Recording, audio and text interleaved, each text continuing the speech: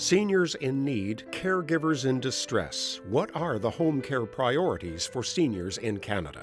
Examines the characteristics of older Canadians receiving home care and the challenges facing these seniors and their caregivers. In this video, we spoke with 3 caregivers about those challenges. Seniors with complex health needs receive only a few more hours of home care per week than what is offered to seniors with moderate needs. As a result, many of their caregivers are becoming distressed and are at risk of health crises themselves. It was very separate. Here's the diagnosis. Somewhere else you find information on the resources. I don't think people see that you just simply cannot do this alone. You cannot do this alone. It's absolutely essential that you have relief. Caregivers are at risk. Caregivers at home are at risk for their health. In fact, some caregivers get very sick. They get sicker than the people they're caring for, and some caregivers just don't make it. I got a prescription from the doctor for a kind of a sedative. So I would give him 2 pills at night to help him sleep, and I would take 1 for myself, 2 for him and 1 for me, because frankly, I needed it. And I knew I was in trouble when I was taking the drugs myself, so I knew I had to do something. Most seniors, 93% in Canada, live at home and want to stay there as long as possible. Although many seniors can do this without support, many need help from both family caregivers and home care services. I think that there has to be more care money, more funds allotted for people to stay in their own homes with adequate support.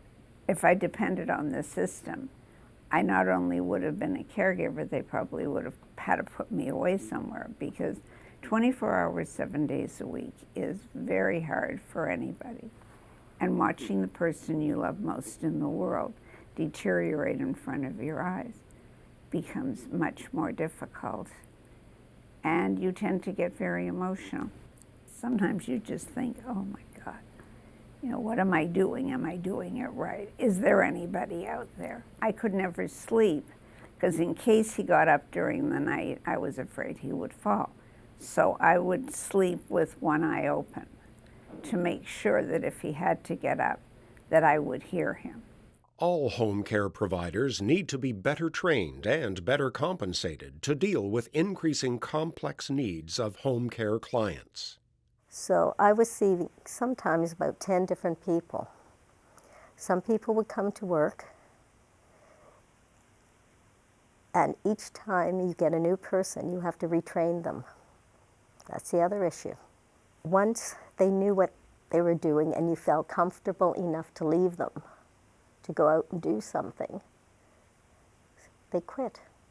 Flexible respite hours, more hours. Emergency hours, when you're at the point where you're really burning out and you think you're losing it.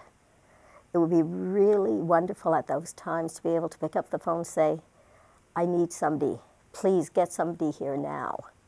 And somebody appears, even if it's only for an hour, just to give you that break so you can continue taking care of the people at home. For a lot of people, they believe that once you put somebody in a nursing home, that they're taken care of. They're sadly understaffed.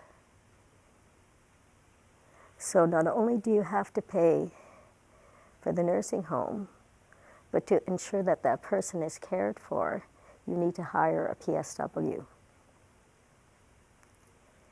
Or you have to be there. People say you have a choice. What choice is there? I couldn't walk away.